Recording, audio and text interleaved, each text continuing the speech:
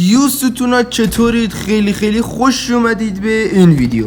براتون یه دونه آموزش آوردم فوق‌العاده عالی و خفن که به درد همه میخوره، مخصوصا موومنت پلیرها و نمایشی پلیرها. امروز قراره با هم آموزش خفن ترین موومنت اسنوبورد یعنی موومنت زیگزاگی رو داشته باشیم. داخل این ویدیو 0 تا 100ش رو بهتون یاد میدم و اینکه بگم این موومنت یه سری تنظیمات خاص نیاز داره که اونا رو درست بکنید خیلی بهتر میتونید اجراش بکنید که داخل این ویدیو اونا رو هم براتون آوردم. پس منتظر چی هستی؟ چنل رو سابسکرایب نمی‌کنی که هر چه زودتر به 3000 نفری نزدیکتر بشی. لایک هم بکوب پای ویدیو، یه دونه کامنت هم برام بذار که کلی انرژی بگیرم و از این ویدیوهای کاربردی بیشتر براتون درست بکنم. فقط بچه‌ها قبل از اینی که بریم سراغ آموزش، من چند تا نکته در مورد چنل و سبک فعالیت بهتون بگم بعد بریم سراغ آموزش. بچه‌ها خیلی وقت بود که لانگ ویدیو نداشتیم که بیام روش حرف بزنم. اگرم لانگ ویدیویی بوده به صورت هایلایت بوده و اینا. از اونجایی که اگر توجه کرده باشید من از اولای تابستون تا همین چند وقت پیش سعی کردم یوتیوب انگلیسی بکنم چنل رو، یعنی به صورت انگلیسی فعالیت بکنم. چند تا ساب انگلیسی هم گرفتم، کامنت های انگلیسی داشتیم، ولی خب کلا حال نکردم با یوتیوب انگلیسی. یوتیوب فارسی یه چیز دیگه است، اینی که ایرانی باشه طرفت خیلی بیشتر حال میده خداییش. و گفتم به همون یوتیوب فارسی که داشتیم ادامه بدیم و من تمام ویدیوهای چنل رو پاک کردم به خاطر همون تغییر سبکی که داشتیم. از یوتیوب فارسی رفتم انگلیسی، همه ویدیوها رو پاک کردم که یوتیوب انگلیسی رو تازه شروع بکنیم. ویدیوهای یوتیوب انگلیسی رو هم به خاطر اینه که دوباره برگشتم به یوتیوب فارسی پاکشون کردم و کلا خیلی این مدت ویدیو گذاشتم و پاکشون کردم و چنل خیلی خوابیده، اوضاعش خیلی خرابه.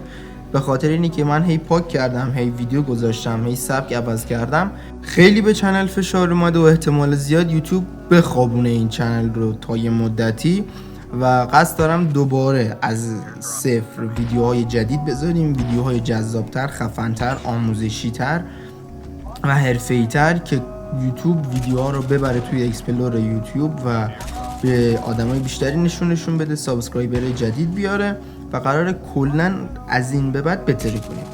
کلی ویدیوهای خفن و به درد بخور براتون آماده کردم، مثل همین موومنت اسنوبورد که به صورت زیگزاگی هستش. میشه گفت یکی از خفن ترین موومنت های هستش که شما میتونید بزنید، مخصوصا برای نمایشی پلیرها که میخوان این شات های خیلی فضایی و خوب درارن.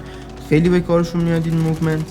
و ویدیوی آموزش شلاقی، من این ویدیو رو قبلا گذاشتم ولی به خاطر پاک کردن ویدیو پرید و قرار دوباره به صورت خیلی بهتر و خفن‌تر و حرفه‌ای‌تر واسهتون ویدیوشو آماده بکنم به همه روشایی که شما میتونید شلاقی بزنید. در کل میخوام پکیج آموزشی چنل رو 100%ش بکنم که یعنی شما هر آموزشی که بخواید ما این نسخه از بهترینش داخل چنل داشته باشیم. اگرم آموزشی چیزی مد نظرتونه که دوست دارید یادش بگیرید حتما داخل کامنت ها بنویسید، سعی میکنم به بهترین شکل براتون ویدیوشو آماده بکنم. ویدیوهای فان زیادی براتون آماده کردم، دوئلای سمی و کلن فان و خنده‌دار، ویدیوهای خیلی جذابی تو راه داریم و قصد دارم که بیشتر سبک فعالیت رو بذارم روی لانگ ویدیو تا شورتس ویدیو و از اون برم قرار شورتس ویدیوهای خیلی خفن با ادیت سنگین براتون آماده بکنم که بیشتر شورتس ویدیو میشه همون ویدیوهای هایلایت گیم پلی با یه ادیت خفن و یه موزیک فانک و اینجور داستانا. و از اونجایی هم که شاید ندونید شایدم بدونید، یوتیوب قراره که شرایط مانیتایز کردنش رو 2 برابر سخت‌تر بکنه. یعنی اگر من تا همین لحظه قرار بود که 1000 تا سابسکرایب و 4000 ساعت واچ تایم لانگ ویدیو پر بکنم، از یه تاریخی به بعد قراره که 8000 ساعت بشه اون 4000 ساعته.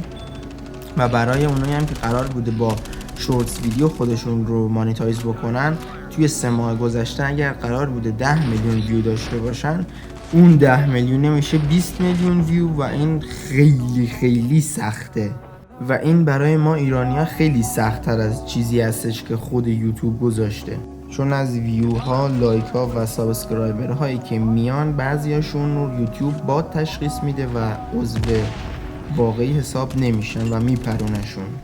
تاریخی هم که بهتون گفتم 1 فوریه 2027 هستش، یعنی چند ماه دیگه و من قصد دارم داخل این مدت چنل رو مانیتایز بکنم با توجه به اینکه واچ تایم 0 هستش.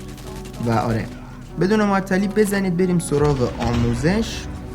خب اولین مرحله این هستش که شما با اسنوبوردتون به صورت زیگزاگی حرکت بکنید، بدون اینی که حرکت اضافه بکنید، یعنی یک جاده پیدا بکنید مثل من، به صورت زیگزاگی توش حرکت بکنید که انگشتتون عادت بکنه به این نوع حرکت جویستیک. مرحله بعدی این هستش که شما سوار اسنوبورد میشید، میرید به سمت راست، پیاده میشید و دوباره سوار میشید میرید به سمت چپ، همینطوری که داخل ویدیو میبینید. و این مرحله دوم آموزش هستش که شما باید این کار رو هم خیلی انجامش بدید که قشنگ دستتون بیاد، چطوری به سمت راست برید، چطوری به سمت چپ. هرچی که این رو یاد گرفتید یک کمی سرعتش رو بیشتر میکنید و مثل داخل ویدیو سعی کنید سرعت کارتون رو هی ببرید بالاتر. یادتون باشه سرعت رو که میبرید بالا در کنارش بتونید قشنگ به راست و چپ برید که به صورت زیگزاگی حرکت بکنید و الکی سوار و پیاده نشید. سعی کنید مثل داخل ویدیو سرعتش رو ببرید بالا به همراه درست انجام دادنش. مرحله بعد این هستش که در حین انجام این کار شما بتونید شات رو هم بزنید، یعنی انمی رو ناکش بکنید. سعی کنید در حین این زیگزاگی حرکت کردن نزدیک به انمی بشید. اگر خواستید وسط کار یه دونه تریکسر هم بزنید سرعتتون بره بالا، یه دونه شات بزنید. الان قرار روی انمی تستش بکنیم که ببینیم واقعا چطوری هستش. توجه بکنید اگر پینگ انمی یکم خراب باشه و ریجستریش یه کمی داغون باشه، شما به راحتی میتونید از بین تیراش رد بشید و هیچ کدوم به شما نمیخوره و یه دونه شات اینجوری بزنید بهش. خب تا اینجای کار یاد گرفتیم که چطوری موومنت اسنوبورد رو بزنیمش، چطوری باشه، چند مرحله داشت. بچه این موومنت 3 مرحله داشت. مرحله اول این بود که شما به صورت زیگزاگی حرکت بکنید با اسنوبورد که انگشتتون به حالت چپ و راست شدن جویستیک عادت بکنه. مرحله بعدیش که یه کمی میشد بهتر این بود که شما با اسنوبورد به سمت راست برید، از اسنوبورد پیاده بشید و به سمت چپ برید و هر چقدر این رو شما یاد گرفتید سرعت کار رو بیشتر بکنید که سریعتر حرکت بکنید. و سومین مرحله که میشد راحت ترین مرحله این که شما با استفاده از همین موومنت که هر چقدر سریعتر باشه میگم بهتره به انمی نزدیک بشید و معمولا شاتگان پلیرها خیلی خوب میتونن از این موومنت استفاده بکنن که وقتی که نزدیک شدید به انمی با یه دونه پرش شات خیلی قشنگ و نمایشی از انمی در بیارید. و همین موومنت اسنوبورد به همین راحتی و میمونه یه تعداد تنظیماتی که شما باید این رو حتما بذاریدش وگرنه به خوبی نمیتونید این موومنت رو پیادش بکنید که بریم جلوتر اون تنظیمات رو هم بهتون نشون میدم. فقط این تنظیمات شخصی هستش، یعنی شاید من با این تنظیمات بتونم خیلی خوب انمی رو بزنم و شما بدون این تنظیمات بتونید بهتر از من این موومنت رو اجرا بکنید. اگر اینطوری هستش دست به تنظیماتتون نزنید، چون اگر سعی کنید با تنظیماتی که بلد نیستید حتما بازی بکنید بازی براتون خیلی سخت میشه. و این نکته‌ای که اینجا هست و باید بهتون میگفتم این که قبل از اینی که تنظیمات خودتون رو ریست بکنید و شبیه به چیزی که قراره بهتون آموزش بدمش بکنید حتما عکس بگیرید ازش و یادتون باشه که تنظیمات خودتون دیفالتش چطوری بوده. خب پس تمام نکاتی که نیاز بود رو بهتون گفتم، بدون معطلی بزنید بریم سراغ آموزش. خب وقتی که وارد گیم شدید بدون معطلی بزنید اون بالا چرخ دنده که میشه ستینگ. بعد از اینی که ستینگ رو زدید وارد بخش کنترلس بشید، بالا زده بیار مود و امپی مود، شما وارد بیار مود بشید که میشه بتل رویال. اول از هر چیزی وارد هادتون بشید. اینجا 2 تا دکمه ما داریم، دکمه اسنوبورد و دکمه خروج ازش. شما سعی کنید این 2 تا دکمه رو همیشه کنار هم نگه دارید یا مثل من میتونید این 2 تا دکمه رو روی هم بذارید که بتونید سریع بزنیدش و پیاده بشید از اسنوبورد. مثل من بذاریدش روی هم یا کنار هم باشه ولی حتما نزدیک هم باشن که بتونید سریع با یه دونه انگشت اینا رو سویچ بکنید. دیگه بسته این به این که با کدوم حالتش راحت ترید انتخاب بکنید. داخل همین بخش یکم اسکرول بکنید بیاید پایین و اینجا ما 3 تا حالت داریم که میتونید شما برای اسنوبورد انتخاب بکنید، A و B و C، که من باز بهتون پیشنهاد میکنم B رو انتخاب بکنید چون از همه کاملتر و حرفه‌ای تره. وقتی که وارد این حالت شدیم باید چند تا تغییرات ایجاد بکنیم. اول از هر چیزی جویستیک رو کوچیک بکنید، بذارید یه گوشه‌ای که انگشتتون باهاش راحت باشه.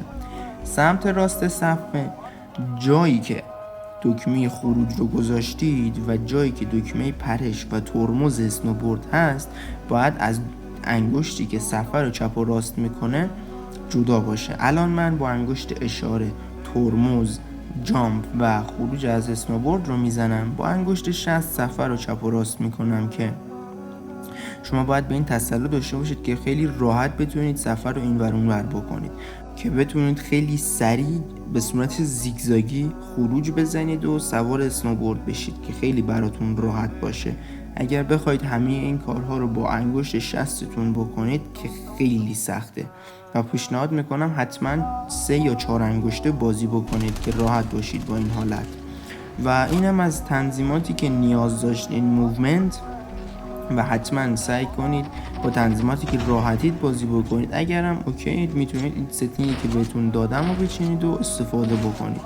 و یه چیزی که یادتون باشه سعی کنید همیشه با ریجستری خوب برید داخل بازی، چون این موومنت اگر ریجستری شما بد باشه خیلی راحت تیر از انمی میخورید، ولی اگر ریجستری انمی یه کوچولویی هم خراب باشه اینی که بخواد تیراش بخوره به شما خیلی سخت میشه براش و احتمال اینی که اصلا بتونه ناکتون بکنه خیلی سخته.